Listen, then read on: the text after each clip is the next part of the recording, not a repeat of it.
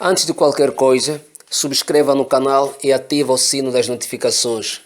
Boa apreciação.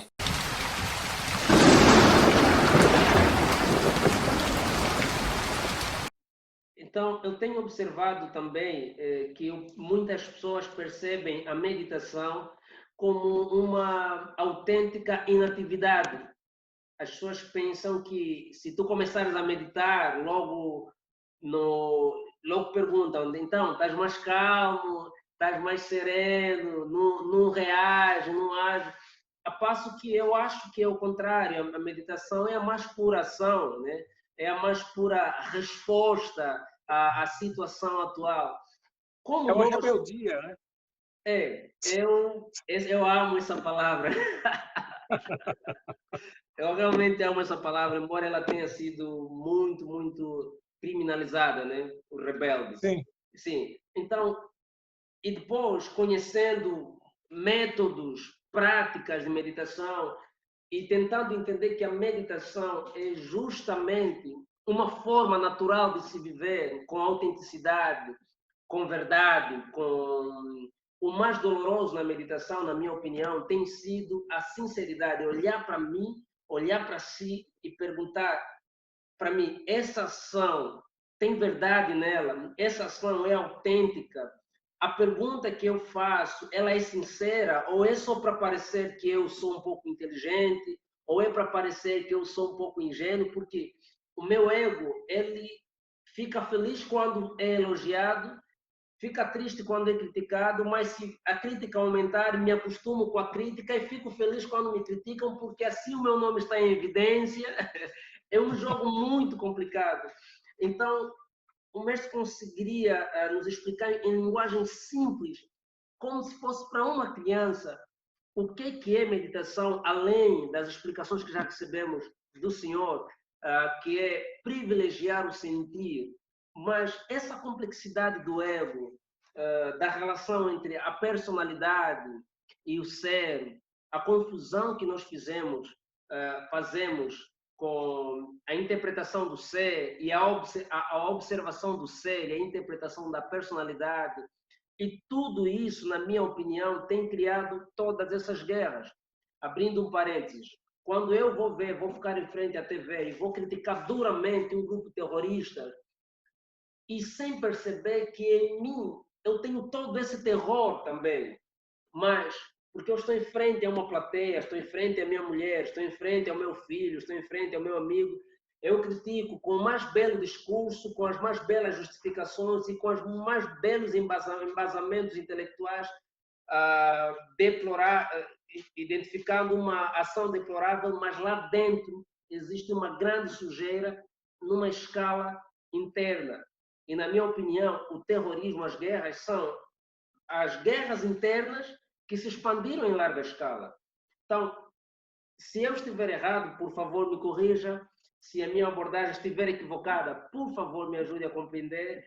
Vamos nessa, ilumina-me. Oh. Você tocou, começando pelo que você deixou por último, é aquele processo da sombra, né? Quer dizer, as pessoas, elas ficam muito aliviadas, o povo, né? A massa, né? Porque quando a gente fala, não há consciência na massa, é impossível. Então, o que nós estamos falando justamente sobre essa colocação que você fez, lembra um fenômeno que acontece com o ser humano, né? Quer dizer, inconsciente. Quer dizer, as pessoas ficam, de certa forma, inconscientemente felizes quando acontece um Hitler, um Mussolini, um Osama Bin Laden.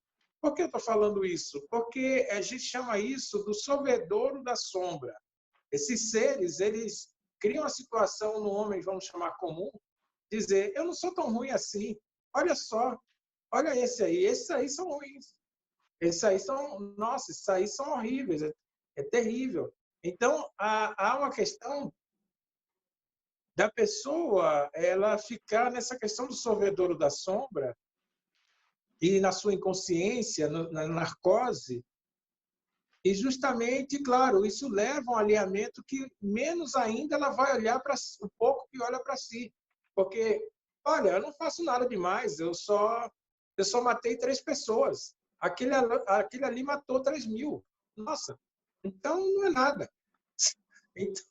Então, a questão que eu vejo... Isso é muito profundo, é muito profundo isso.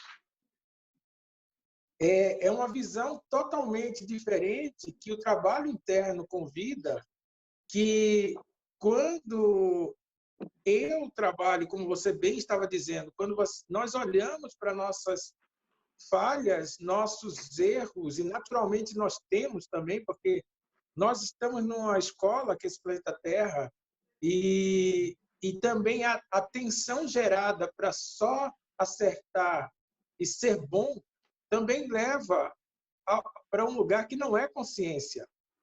Porque, como novamente dizendo, falando sobre o Osho, ele sempre deu uma dica preciosa que não procure ser bom, procure ser consciente. E sobre o erro ele sempre falou também que seja criativo, erre de forma diferente.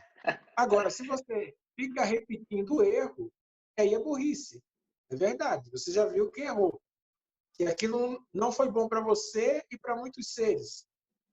Ou então, muitas vezes, tem uma história antiga que conta do Tibete, que é a história de uma pessoa que encontrou com um sábio, encontrou uma pessoa que estava pescando, né? E esse sábio não comia carne. Então, ele perguntou, você gosta do peixe? De peixe? Aí o pescador disse, sim, adoro peixe. Eu prefiro ele grelhado, porque para mim é mais gostoso do que cozido. Aí o sábio disse, então você não gosta do peixe. Disse, mas como eu gosto? Sim, mas gostar do peixe para mim é você amar o peixe. Você querer a vida dele e a vida dos outros peixinhos, a mamãe peixe, o peixinho filho, e ficar todo mundo junto lá. Então você vê que a questão, que adianta eu querer algo que é muito bom para mim, quer dizer, como pescador comer o peixe grelhado, e que faz muito mal àquele ser que é o peixe, e todos que estão em volta do peixe, né?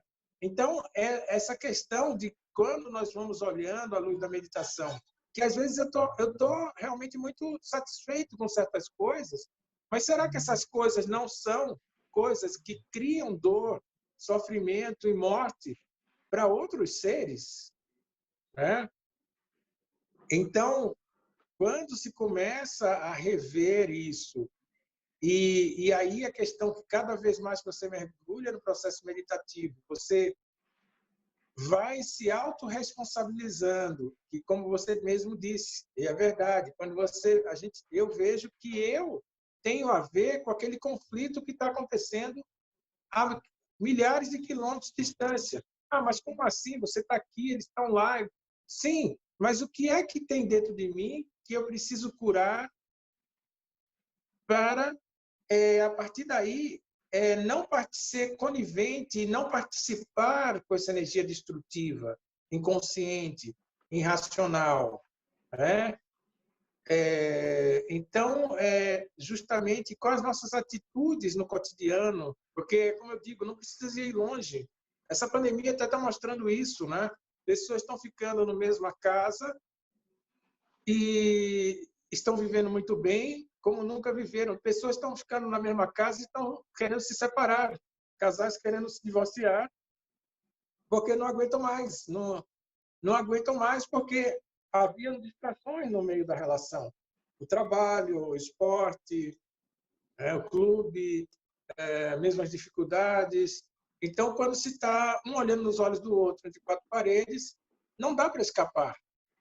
Não tem o trabalho, não tem o bar, não tem. Então, se vai ter que encarar a verdade, né? Então, a questão que você me pergunta, eu vejo que eu iria para a busca do nosso estado natural, seja qual for, essa coragem de, a partir desse lugar, assumir o que é, seja o que for. Para mim, isso é uma descrição também de humildade, né? Quando nós estamos cada vez mais relaxados no que nós somos, seja o que nós formos, nós somos humildes no sentido real da palavra, né? Porque o que nós criamos, eu sinto, justamente gastamos uma energia tremenda para justamente evitar que o nosso estado natural. Na verdade, é um trabalho de desconstrução a ser feito. Um trabalho de compreender em estado extremo. Às vezes eu vejo em consultório, em trabalhos terapêuticos, que a pessoa realmente teve uma formação familiar que levou a querer ser um bom rapaz, uma boa moça. Mas isso cria uma situação de fazer, até como você usou a palavra, fazer barganhas, criar concessões para querer ser. Então, faz a pessoa até se violentar, no sentido que, não, para eu ser uma boa garota, eu tenho que aceitar isso nessa relação para ter amor, porque, na verdade, as pessoas fazem isso numa ilusão, que é totalmente ilusória, de conhecer esse tal amor. Mas o amor é uma substância tão pura e volátil, que ela está a milhões de quilômetros de qualquer barganha. Então, a pessoa faz o que não quer, que dói até nela, na pessoa, que violenta suas convicções, sua forma de ser, e o amor não vem. E naturalmente não vem, porque o amor só vai vir. E sempre eu coloco também em consultório isso. E quando uma pessoa faz isso, ela também está impedindo que os outros, conheçam como ela é. E quando eu me mostrar como sou, certamente vai haver pessoas que vão gostar de mim, assim como vai ter pessoas que não vão gostar de mim. Vai continuar a mesma coisa. É natural, né? É natural, sempre foi assim. A única coisa que mudou para melhor é que agora eu vivo em harmonia com o que eu sou e, com certeza, com a existência. Quer dizer, eu estou sendo verdadeiro comigo mesmo e vou atrair pessoas verdadeiras para mim também, naturalmente. Né? Naturalmente, pessoas verdadeiras vão ser atraídas por essa verdade. Não tem como. Então, podemos enquadrar a meditação em todas essas sutilezas, né? Esses aspectos muito pequenos que ocorrem todos os dias e todos os minutos na vida do ser humano.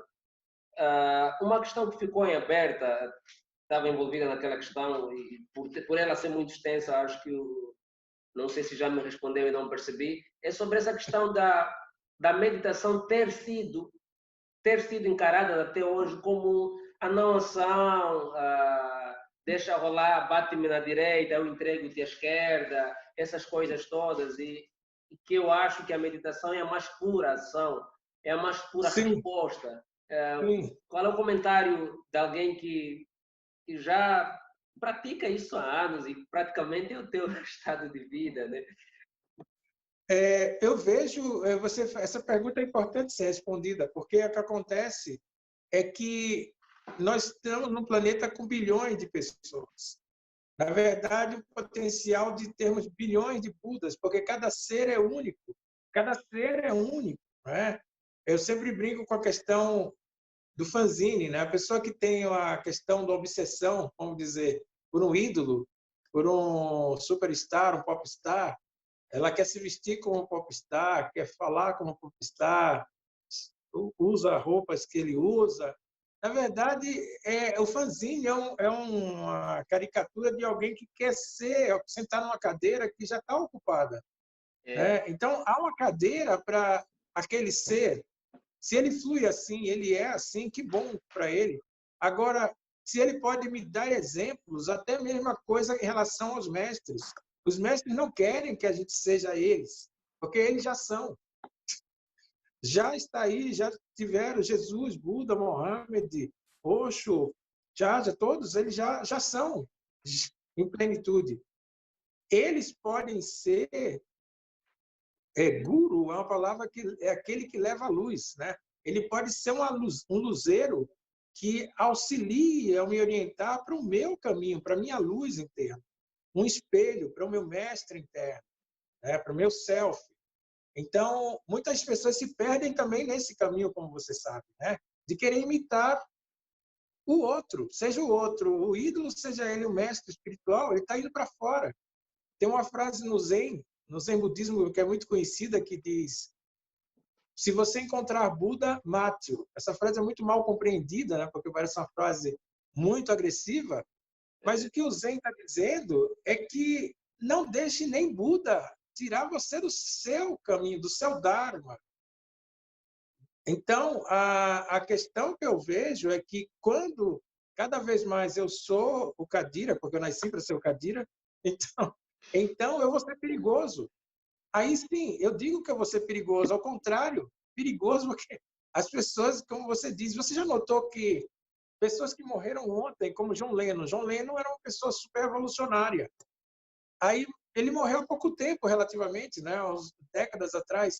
Mas hoje o pessoal coloca John Lennon como se fosse o Jesus Cristo, que também era um revolucionário, só que 2000 anos atrás deu tempo de fazer ele como fosse alguém que é dócil, que podia passar a mão na cabeça, tanto Deu faz. tempo.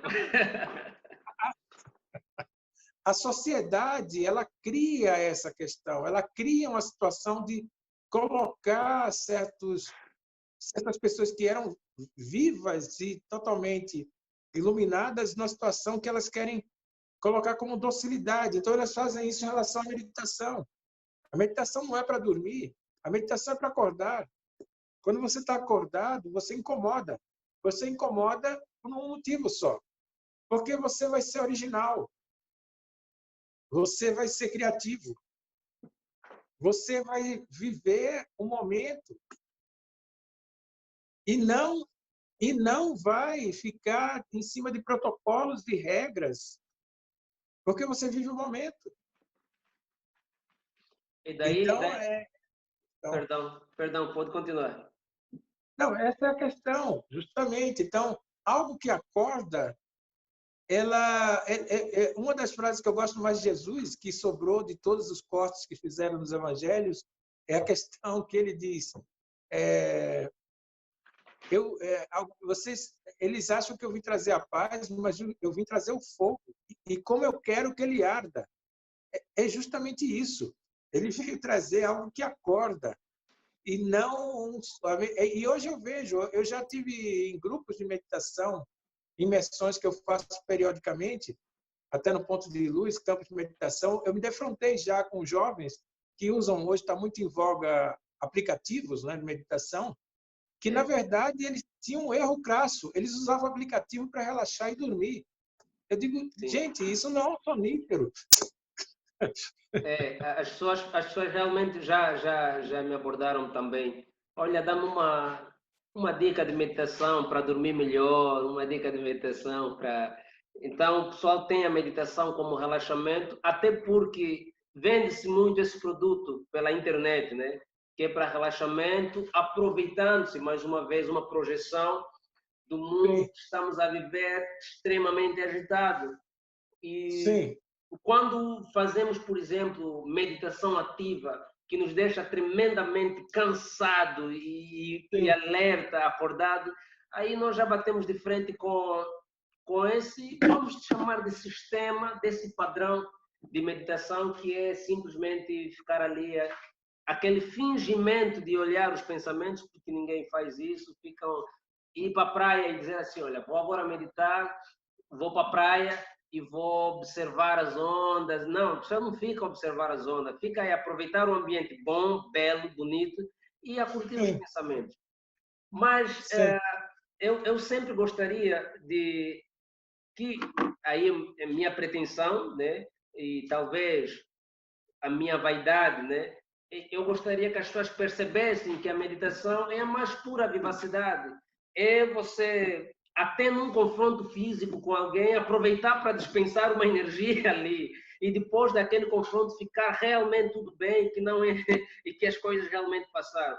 O que acontece se eu me defrontar com alguém numa situação que fosse necessária, por exemplo, que eu tivesse que salvar a minha vida, né? Porque onde está o meu corpo sim, está a minha vida, e depois de acabar isso, e realmente entender que aquele momento passou. O que acontece conosco, sim, como seres humanos, é uma situação daquela, carregamos por uma vida inteira e fazemos até promessas de mortes a outra pessoa, sim, porque tivemos esse confronto físico, não gosto dela, vai ter volta, ou seja, nós olhamos para as leis do universo, uma das leis que é causa e efeito, e queremos nós ser os juízes a determinar o momento que o karma vai acontecer naquela pessoa.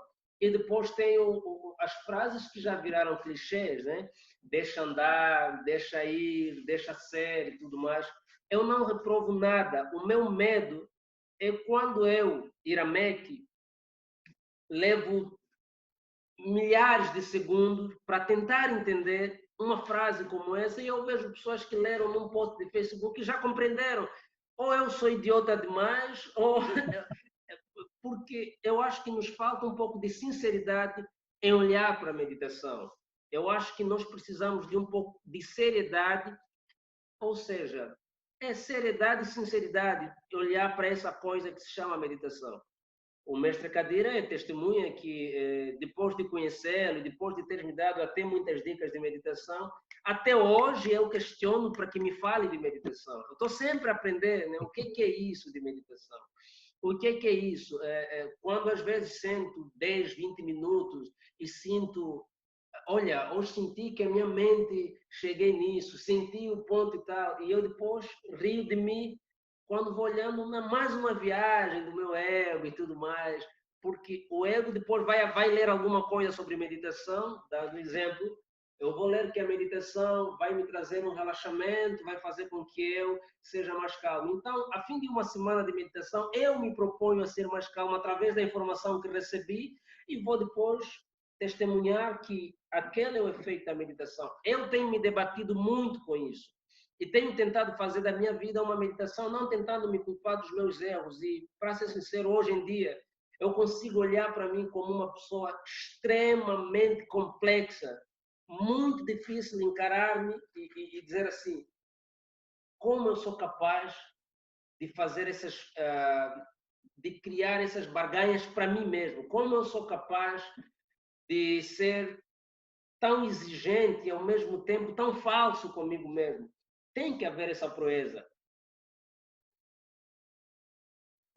Essa questão é uma questão justamente que pede esse caminho do meio, né? Essa sobriedade, essa coragem, mas ao mesmo tempo uma leveza e uma compaixão consigo mesmo. Porque realmente no processo da meditação nós vamos observando questões dentro de nós que muitas vezes nos envergonhamos com aqueles aspectos dos egos, né? Mas a questão é que também devemos ser compassivos e justamente ver que aqui agora está tudo bem e eu só posso mudar isso com minhas ações no mundo daqui para frente. Né? À medida que eu, justamente, porque é aquela velha história, o lugar que eu vou ganhar paciência, aprender a ter paciência, se eu peço a Deus, Deus, dá-me paciência. Deus só pode dar a existência, o nome queira dar, uma situação que é igual a que eu vou perder a paciência. Não há mágica, não há pílula de paciência. O mesmo lugar que você vai ter a oportunidade de ganhar paciência, de você se tornar um ser paciente, dizer, nossa, nessa encarnação eu resolvi isso, a paciência já posso riscar que já resolvi. É o lugar que você vai ser tentado a perder a paciência. Não há outro lugar. Então, quando alguém, no momento que alguém pede a Deus, vamos dizer, paciência, ela deve estar atenta e saber que Deus vai criar várias situações desafiantes para ela, numa situação de ela perder a paciência, que ela poderia perder a paciência.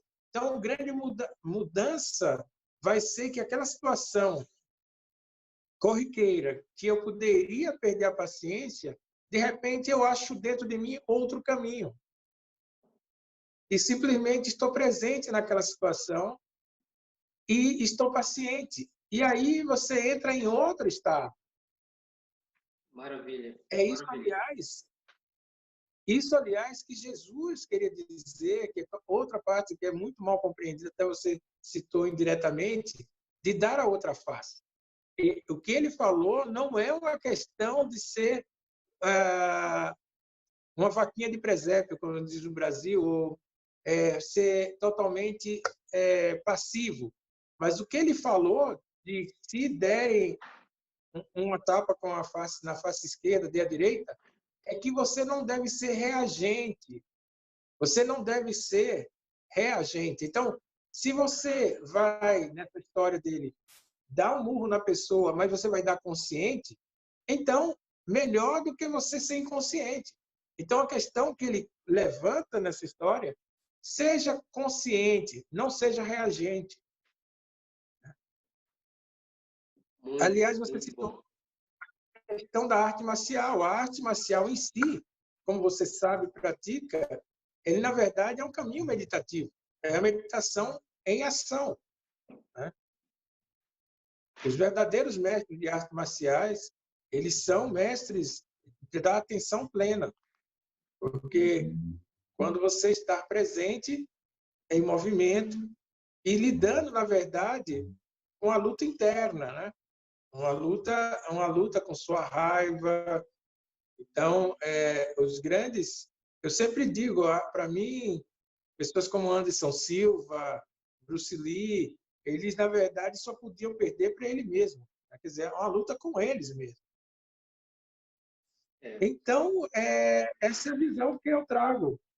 Aí entramos no caminho do conheça a ti mesmo, né? Se quiseres que o mundo mude a ti mesmo, certo? Sim. Agora, já temos um bom tempo de conversa, já as últimas questões, as últimas questões que ainda me surgem aqui é sobre a questão do equívoco que existe entre religião e espiritualidade, por exemplo. Na visão, mas isso é de acordo à experiência de vida, de tudo que já viveste, nos ashras que já visitaste, o que é espiritualidade? E para complementar, nos falares um pouquinho sobre alguns rituais que são tidos como práticas que ajudam o homem a chegar ao autoconhecimento. Poderia fazer uma abordagem sobre esses temas? Bem, são temas profundos, mas eu posso falar que a espiritualidade em relação à religião, a espiritualidade é um caminho sóbrio e individual. Você tem um direito total de sua conexão com o divino, é um direito inerente do ser. O sétimo chakra é o templo interno, justamente da sua forma única de entrar em contato com o divino. Eu digo que eu até tenho, por questões kármicas, algumas iniciações. Periodicamente eu estou em alguns grupos, ou um grupo meio religioso, mas há uma questão interessante nisso. Se você está lá, então volta àquele início da nossa conversa, 1 hora atrás, praticamente, que nós falamos sobre, será que estamos orando porque o conta porque está com medo de alguma coisa, ou estamos orando para nos unificar e agradecer ao divino por conta de nós já estarmos aqui?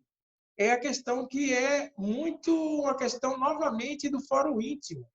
Porque num templo qualquer, no planeta, não importa a linha religiosa, você vai encontrar alguns seres que são espirituais, que estão lá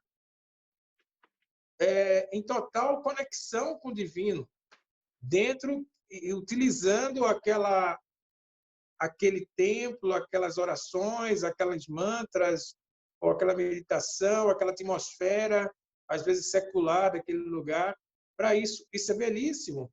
Mas muita gente vão por vários motivos ao templo. Você sabe, vão para fazer negócios, vão para um encontro social, vão porque o pai e a mãe mandaram ir, vão por N motivos que não tem nada a ver com o espiritual, está muito distante da espiritualidade. Eu vejo que dessa leva tem um grupo, algumas pessoas vão acordar para o verdadeiro benefício e possibilidade que há dentro dessa estrutura criada, né, que é a religião. Mas a espiritualidade, como bem, lembrando de novo o nosso querido Rumi, que ele diz, ele foi a mesquitas, sinagogas, igrejas, mas não encontrou, lá dentro ele não encontrou Deus. Não Não encontrou encontrou. divino. Ele não estava lá dentro, né? Mesmo porque os prédios são muito pequenos para caber tudo que ele é, e mesmo assim dá tudo dentro do coração, do templo interno, né? Então, eu sinto que as religiões elas têm um trabalho de manutenção e de manter uma estrutura que, falando de questões sendo bem positivo e bem intencionado, tirando todas as questões, claro, que infelizmente povoam a estrutura religiosa, né, que jogos de poder, questões de exploração financeira e outros casos que não vai ao caso, ela como estrutura, ela sim pode ser um belo lugar, assim como vamos dizer, eu em qualquer templo eu entro e medito. Uma igreja vazia é um belo lugar para meditar. Posso entrar na mesquita, ou posso entrar na sinagoga vazia e meditar. Vou agradecer para aquele local que pessoas oraram, pessoas construíram com fé. Então, isso é um lugar belíssimo para estar em conexão. O trânsito lá fora, o tráfego e toda a questão da dúnia, né, do mundo, de Maia, lá fora, e você entra numa igreja, é aquele ambiente tranquilo, aquele silêncio, aquela atmosfera, ótimo, vamos meditar. Então, eu vejo que a pessoa que tem uma conexão espiritual, ela também tem uma característica que reconhece que todos os caminhos levam ao divino.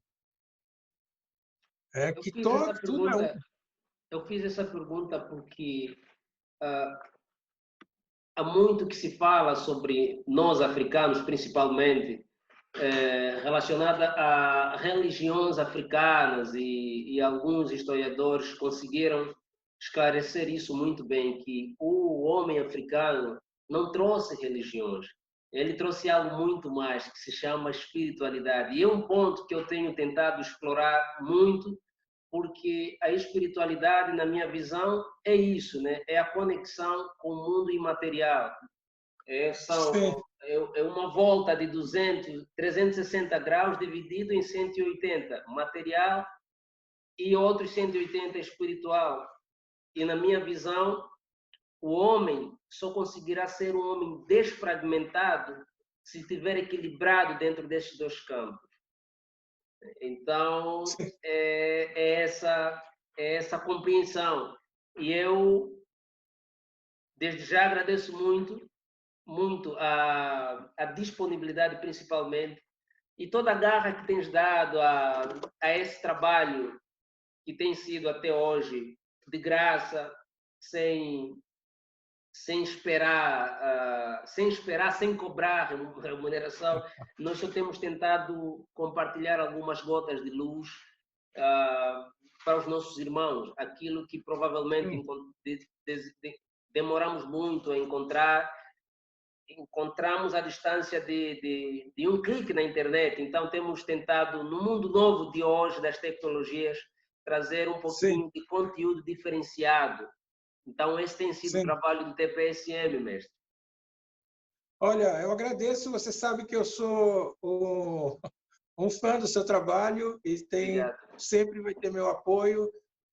Você sempre irradia essa espiritualidade e meditação aí em Angola, e isso é muito importante em todos os sentidos.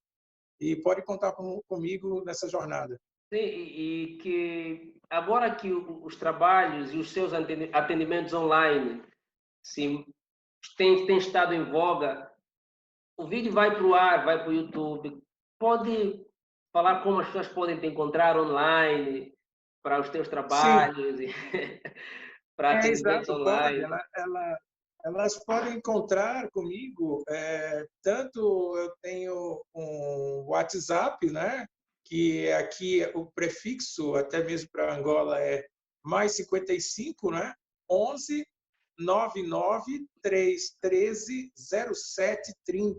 Vai Então, passar esse aqui na tela, sim, o WhatsApp. é o meu WhatsApp.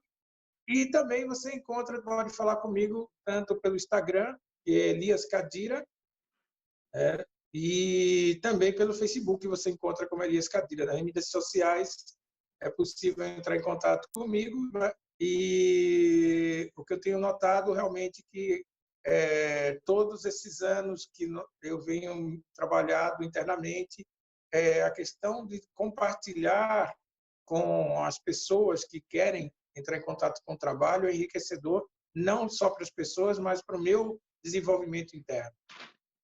Maravilha, maravilha. Eu espero mesmo que o teu trabalho continue a crescer e com certeza teremos muitos outros encontros, não só pelo Zoom, e como disse há pouco tempo atrás, vamos investir muito em lives no Instagram, pedir que as pessoas sigam o canal TPSM no Instagram, que está a começar, na verdade ainda nem sei mexer muito bem com o Instagram, mas vamos lá chegar. Eu tenho que dizer mais uma vez, muito obrigado pela disponibilidade e com certeza voltaremos a estar aqui, mestre Cadeira. Muito obrigado. Com certeza. Um forte abraço para você, para a Deusa. Sempre que vocês estão nas minhas Manda um vibrações. abraço para Deusa. Obrigado. Muito bem, mestre. Para a sua Gratidão a família, você. cuida da tua família, do teu sítio, do teu cachorro. Como é que ele está? Está muito bem. Cachorro Tá que come cenoura. Muito esquisito isso. Tá, mestre. Muito obrigado e Tchau, Jamek. Fica com Deus. Namastê. namastê. Tamo junto. Estamos juntos.